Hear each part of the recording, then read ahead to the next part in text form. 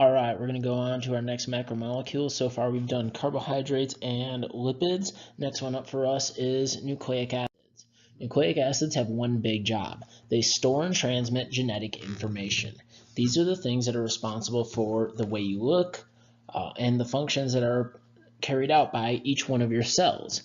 Nucleic acids come in two different forms. Both DNA and RNA are considered nucleic acids, and we'll talk about differences in those two very shortly.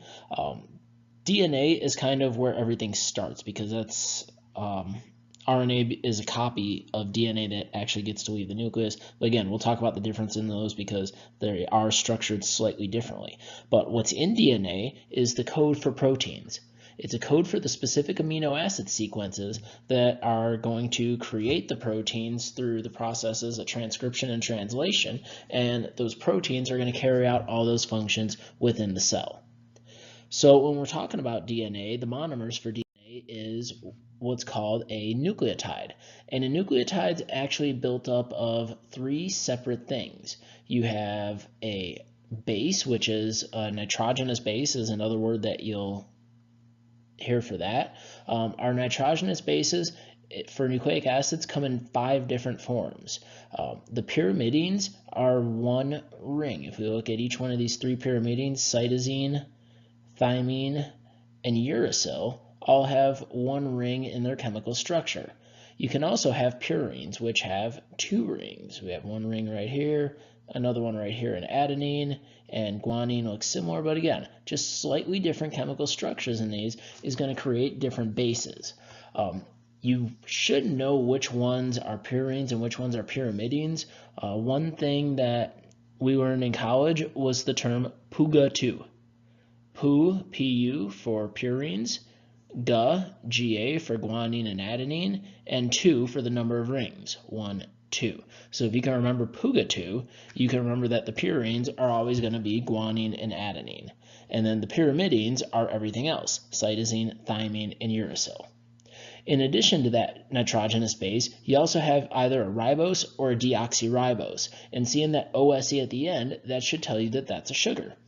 So you're going to pair the base up with the sugar, and both of those are going to hook onto a phosphate group. So in total for our nucleotide, we have a phosphate right here, we have a sugar in the middle, and we have a base. And the base is actually going to be pointed towards the middle of the molecule if we're looking at DNA. And that's going to be important. When we look at these phosphate and the phosphate and the sugar make up what's called the nucleotide, and we'll talk about that when we see the structure of DNA a little bit more in one of the next slides.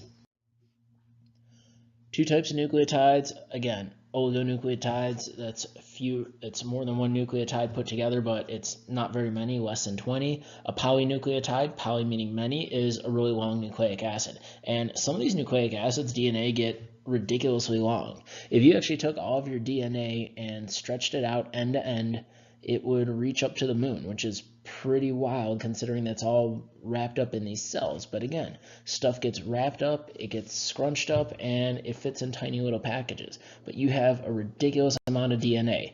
Every cell in your body, with the exception of red blood cells, has a nucleus and DNA inside of that nucleus. As humans, we have 23 pairs of chromosomes. So you have 46 chromosomes, which are just DNA that's all coiled up. And we'll talk about chromosomes another day and how it's all coiled up and everything. But you have trillions of cells in your body. So if you took those trillions of cells and lined that all up, that's going to go pretty dang far. And we have a lot of this stuff inside us because we need all those instructions. Those instructions determine what you look like and how the cells function, which is very, very important. Nucleotides get linked together through phosphodiester bonds, and when I go to the next slide, you'll actually see how nucleotides hook together. A phosphate group is going to hook up to what we call a 3' carbon. So when you see this 5', 3', we call that 5' and 3'. This is a little confusing at first. Once we practice more with it, you guys will get the hang of it really quick. What 3' and 5' refers to is the carbon atoms.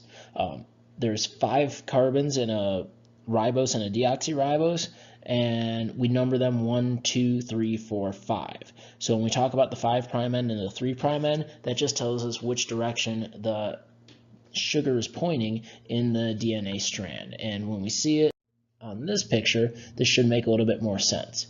So if I'm going to number these carbons, remember carbons are at the points all around, and this one they actually drew the carbon in. This one would be number 1, number 2, number 3, number 4, and number 5.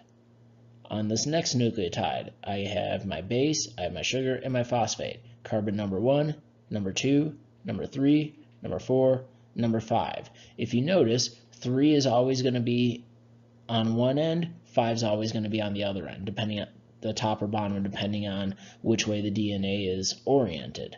So we see our phosphate sugar base, phosphate sugar base, phosphate sugar base. Oh, this is a purine. We know it's a purine because we see 2 rings.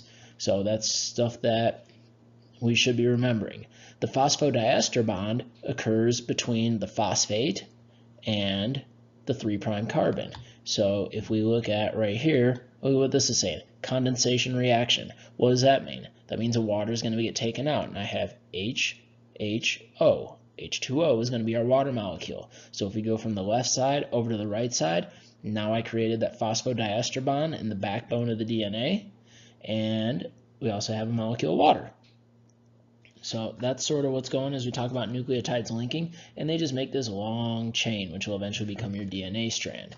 DNA would also have another one on the other side. We'll talk about that on this next slide where we compare DNA to RNA. Now, when we look at DNA and RNA, they're similar, but they do have some very important differences. In DNA, the 4 bases that are going to be used, those nitrogenous bases, I abbreviate as GCAT, which is guanine, cytosine, adenine, and thymine. Compare that with RNA. RNA has guanine, cytosine, adenine, all of those are the same as DNA, and then there's U, which is for uracil.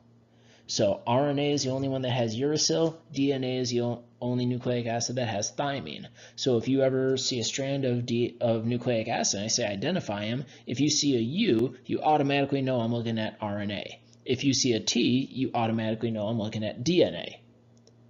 Next, DNA is double-stranded. There's 2 sides. So you're going to have a sugar, a phosphate, and a base on one side, a sugar-phosphate base on the other side. So it comes together, and when the 2 strands of the DNA are hooked in together, then it kind of looks almost like a ladder that gets twisted, and that's that double helix shape that we've all come to know and recognize when we hear the word DNA. RNA, on the other hand, is just single-stranded. There's 1 sugar, 1 phosphate, and 1 base, and that's it. There's only one side, because RNA has to match up with DNA, and it also has to match up with other RNA molecules to translate the proteins. DNA, because of the 2 strands and them being hooked together, not really very flexible. RNA, on the other hand, a single strand, it can move around a little bit more, and it's actually going to weasel its way through the pores in the nuclear envelope to get out towards the ribosome when it's time to make a protein. One of the big things with DNA is that the strands are anti-parallel, meaning the 3' end on one strand is going to be on the opposite side as the 3' on the other side. And when we see the picture, hopefully that'll make a little more sense. I'll point that out, so how anti-parallel works. But the other big thing with DNA is that you have base pairing. And base pairing is a big issue. A, adenine, can only pair with thymine. G, guanine, can only pair with C, cytosine. Adenine will also pair with uracil when DNA and RNA are going through transcription. So that's something that you can remember, or when RNA is transcribing at the ribosome, the A will pair with U. But in DNA, A is always with T, G is always with C. If you can remember that, that's a good thing. And that just has to do with the bonding sites on those nitrogenous bases. Now, let's look at a strand of, oh, we got double strand here. So is that going to be definitely DNA? And based on the configuration here, we got our 5' carbon right there. So we got 1, 2, 3, 4, 5. Notice that the 5's on the top over here. Now look at it this way, and the way I always check is look at where the oxygen atom is that connects the 2' and the 5' carbon. That one's on the top here. If you look on the left side, the oxygen's on the bottom, and that's sort of what we mean by anti-parallel. This DNA strand, we always say, goes from 5' to 3' is going this direction.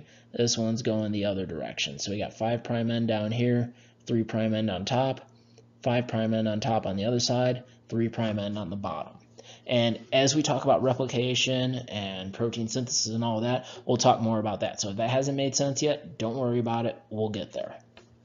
There's that nice double helix shape. I love that shape. That's just a good old sciencey kind of thing. And then this is RNA. RNA is single-stranded. We got my 5' end here. That means my 3' end has to be over here. And look how much more flexible RNA is. It kind of bends on itself, and the bases will actually pair up and be held together with hydrogens. Same way they pair in DNA, except in RNA, we don't have any T's. So A is going to pair with U, G is going to pair with C. And that's important stuff. We'll go over this in class a ton. So if you're not completely there yet, don't worry about it. Big features of DNA is that it holds information. All of those nitrogenous bases are going to are the code for protein. It's kind of like someone that codes on a computer. They use something called binary code where they do a series of zeros and ones, and that creates kind of a language for a computer. The way we use our alphabet, we use certain letters to put together certain words. Well, certain nitrogenous base combinations are going to code for different amino acids, which amino acids are the monomers for proteins, and they get hooked together through their peptide bonds to make the full protein that's going to do what it's supposed to do based on its folding and its structure. DNA makes exact copies of itself, that anti-parallel thing. If I pull apart the two strands, because the A always pairs with T and G is always with C, if I separate those two strands and make two new ones that are complementary to the original two, I'm going to have two identical copies. That's a huge, huge thing. And we get to the copying of DNA a little bit more in chapter 7, I believe, 7 or 8. So we'll definitely get into this again. Complementary base pairing, that's something I've been talking about a little bit. AT or AU and G with C, always, always, always. That's called Chargaff's rule. So maybe just make a quick note of that. Check in 3.1, I believe it goes into that just a little bit. And when we talk about all the DNA an organism has, that total is called your genome. And the genomes get fairly large depending on the size and complexity of the organism. Well, that's as far as we're going to get into DNA today. Like I said, a lot of this year is going to focus around this molecule, so we'll definitely be coming back to it. Have a good day.